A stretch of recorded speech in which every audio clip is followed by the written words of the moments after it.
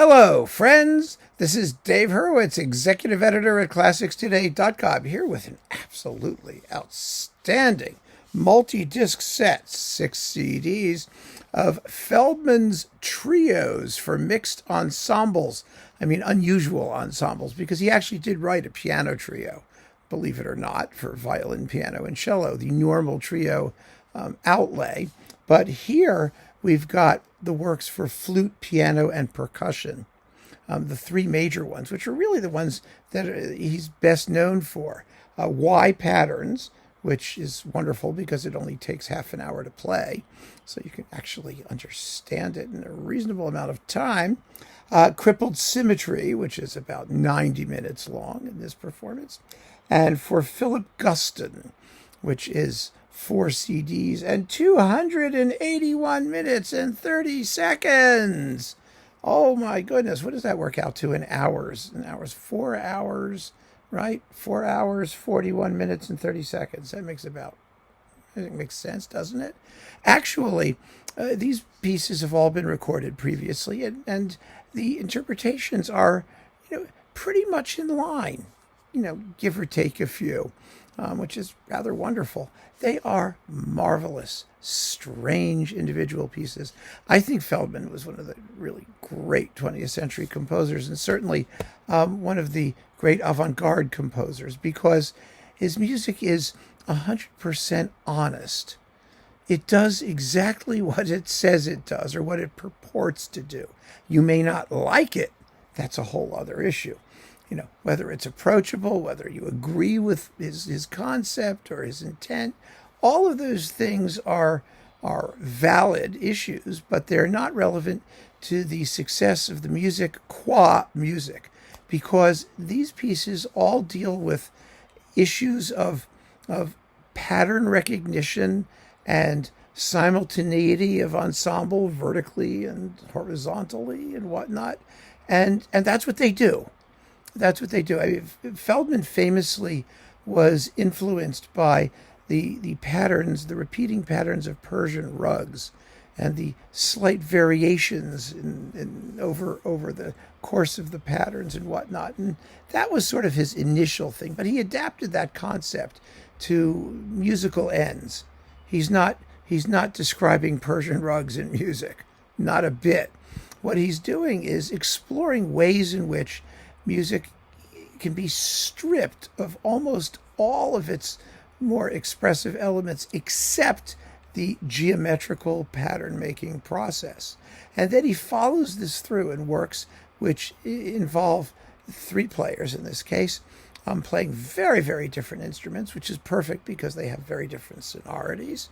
And you can hear them play their individual patterns, and these patterns change very slowly over time, and they evolve both within each part and in contrast to the other parts.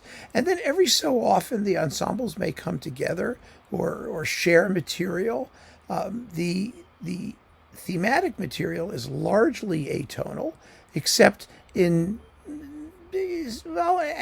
Crippled Symmetry, the second of them, of the pieces here, there are some sort of tonal elements, and for Philip Guston actually has some programmatic elements and some surprising outbursts, which it sure as hell better because it's more than 4 and some odd hours long. And these things are all incorporated into the ongoing flow of the music, and it's fascinating. You can listen to it 2 ways. It's all meant to be played very quietly. The recording, the sonics, and the recording approach to these pieces has been more or less the same in all of the various recordings. There are the versions on Hat Art that sort of introduced us to these works. I don't know if those are still available. I sort of doubt it. And then there are the recordings on Bridge Records with the California Ear Unit. And then there are these, and there are some others too, of some of the shorter, I think Y Patterns has been recorded a few times. But the bottom line is, you could listen to them as background music. You should play them all very softly. They're all recorded very close to the instruments so that you choose the volume that's comfortable for you. But it should be a low dynamic level. So, so that there's a sort of gentle floating quality. And when you do that, you can either like do your housework or just put it on as background music. It's like a sculpture or ambient music, which works perfectly well. Or you can actually try and pay attention to it for as long as you can. And that's hypnotic and fascinating because the music really does sustain your interest. I mean, it really does. It's not, just supposed to be there to be ignored. Although, I love to play it to fall asleep too. It's like the best thing since a white noise generator. I'm serious. But you can also pay attention to it and follow the shifting patterns for as long as your attention holds out. I mean, you can dip into it anywhere. You don't have to start at the beginning and end at the end. Although, again, Feldman did write conclusory elements to these pieces, so the endings are endings. The beginnings kind of, pop in out of nowhere. But they do have shape, they do have structure, and they are just, what can I say? The great 20th century composers are, like Feldman, Conlon, Nancarrow. They're composers who evolved a language of music which is distinct to their own aesthetic, and which is successful in expressing what they want to express, which is what all great music does, of course. But when you're doing it in this sort of format, it requires a little special pleading, I think, sometimes. But anyway, these performers and label are unknown to me. The label is called Another Timbre, and the performers are fabulous. Anyone who's going to do this music is going to do it well because it requires insane concentration and the type of virtuosity that comes from total control over the instrument and over time and rhythm, and it's really very difficult to do well. But the people who do it are trained to do it, and they do it very well in all the performances I've heard mostly. But we've got Taylor MacLennan, flute, alto flute, bass flute, all the different flutes. We'll talk about the ensembles in a second. Siwan Rhys, piano, and George Barton, glockenspiel, or percussion, who also wrote excellent notes in the little booklet that comes with this. Now, Y patterns is for flute and alto flute, piano, and glockenspiel. And that's, like I said, the most popular of all of these. Yeah, absolutely. You hear it in bus stations. Yeah, not exactly. You should actually. It's great waiting room music, too. Then we've got Crippled Symmetry for flute, bass flute, piano, and celesta, and vibraphone and glockenspiel.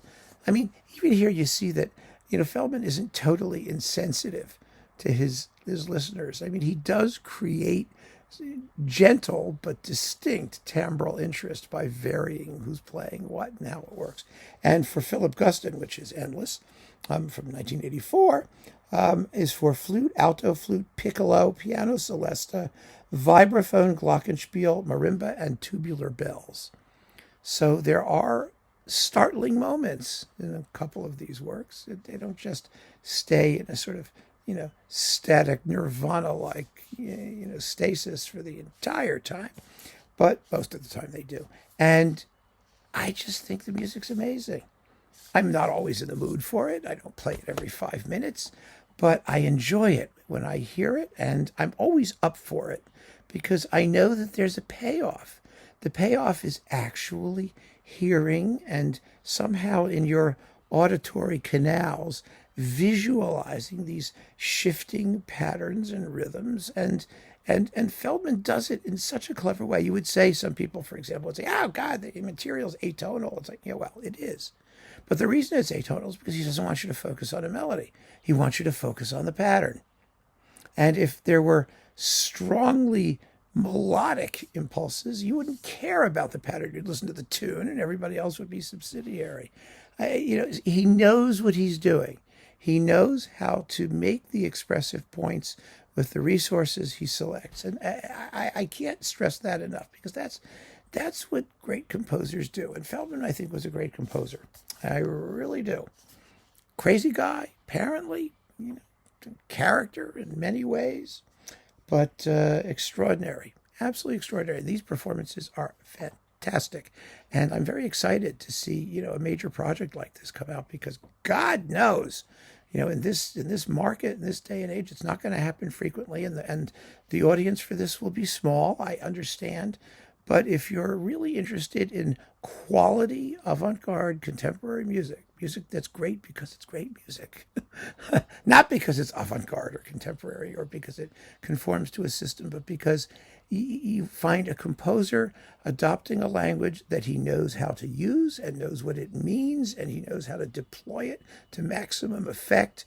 It's a wonderful listening adventure and education, actually, in the power of music and great art to draw you in and teach you about itself as you encounter it, in real time.